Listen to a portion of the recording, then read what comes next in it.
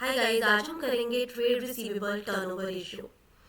So trade receivable turnover ratio का formula सबसे पहले आपको पता होना चाहिए क्या होता है। ट्रेड रिसीवेबल आया कहाँ से? बिल्स रिसीवेबल से। अब ये बिल रिसीवेबल क्या है? जब आप बिल आपको मिलता है कि मैं ये पेमेंट जो है आपको बाद में करूँगा, 10 दिन बाद करूँगा, 15 दिन बाद करूँगा, तो एक तरीके का बिल बनाना पड़ता है जिसमें एक तरीके की क्रेडिट सेल्स जब होती है तब हम ये बिल बनाते हैं, जिसे ट्रेड रिसीवेबल या बिल रिसीवेबल भी कहा जाता है। सो ये बेसिकली टर्नओवर। अब टर्नओवर का मतलब क्या है? कितनी जल्दी टर्नओवर होती है, मींस एक बिजनेस कितनी जल्दी अपने क्रेडिट कस्टमर से पैसा रिसीव करता है। सो लिख लीजिए, क्रेडिट कस्टमर से, मतलब क्रेडिट कस्टमर मतलब उधार जिन्होंने लिया हुआ है कस्टमर ने, उनसे कितनी जल्दी पैसा रिसीव करता है। जल्दी, ठीक है ना, फास्टली लिख लीजिए, कितना रिकवर करता है। ठीक है जी। सो बेसिकली ये आपको बताता है क्रेडिट सेल कलेक्शन की एफिशिएंसी क्या है। Efficiency of credit sale collection. Okay, so इससे आपको आई होप फॉर्मूला भी पता लग गया होगा कि total sale, cash sale, gross sale की बात नहीं हो रही है, ये बात हो रही है क्रेडिट सेल की। तो net credit sale upon average trade receivable. Net credit sale का मतलब तो आपको पता ही लग गई है।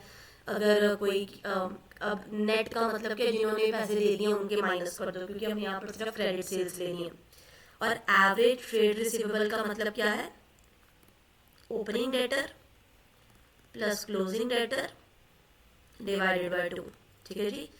और अगर आपको बेसिकली अब यहाँ पर डेटर्स है तो ये फॉर्मूला है। कई बार क्या होता है, बिल्स रिसीवेबल अलग से दिए होते हैं डेटर के साथ, तो अगर ओपनिंग डेटर का कोई बिल रिसीवेबल है, ओपनिंग बिल रिसीवेबल गिवन है तो वो इसमें प्लस हो जाएंगे, क्लोजिंग बिल रिसीवेबल है तो वो इसमें प्लस हो जाएंगे, फिर हम डिवाइडेड बाय 2 करेंगे। ओके, अगर हमारी ट्रेड रिसीवेबल रेशियो हमारी हाई है, इट मीन्स आप फास्ट कलेक्शन कर रहे हो, लिक्विडिटी अच्छी है, मतलब क्योंकि आपको पैसा बार बार मिल रहा है, जल्दी मिल रहा है। और अगर लो है रेशो, इट मीन्स लो, अब धीरे धीरे डेटर से पैसा कलेक्ट कर रहे हो, तो बैड डेट्स होने का रिस्क भी है। बैड डेट्स क्या होते हैं?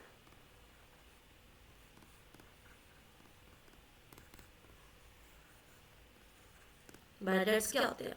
जिन्होंने आपका मतलब पैसा मार लिया है, अब वो पैसा नहीं देने वाले। ओके, सो इसे आता कहाँ पर है? टर्नओवर रेशियो है, ये हमारी रह गई थी टर्नओवर रेशियोज में। पिछले लेक्चर वीडियो में मैंने सारी टर्नओवर रेशियोज आपको करवाई थी। टर्नओवर रेशियो को हमारी एक्टिविटी रेशियोज भी कहते हैं, ये आपने सभी ने किया हुआ, ठीक है ना।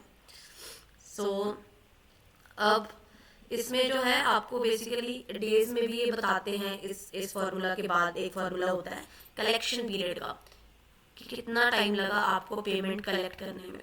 तो लिख लीजिए कलेक्शन पीरियड फॉर्मूला। तो इसका फॉर्मूला क्या? वही डेज लिख लो, मंथ्स है तो 12 मंथ्स लिख लेंगे, अगर डेज है तो 365 डेज लिख लेंगे, है ना, डिवाइडेड बाय ये जो रेशियो जो आएगी, trade receivable turnover ratio, sorry, trade receivable turnover ratio. Okay, paper में अगर लिखा हुआ है स्पेसिफिकली मेंशन कि 360 डेज है तो आप 360 लिखोगे, अगर 12 मंथ्स लिखा है तो आप 12 मंथ्स लिखोगे। ठीक है जी।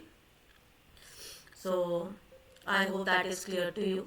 नेक्स्ट लेक्चर वीडियो में नेक्स्ट टॉपिक करेंगे, ये हमारे एक्टिविटी रेशियो का ये एक इम्पॉर्टेंट क्वेश्चन था जो हमने अभी डिस्कस किया है। सो सी यू गाइस, बाय बाय।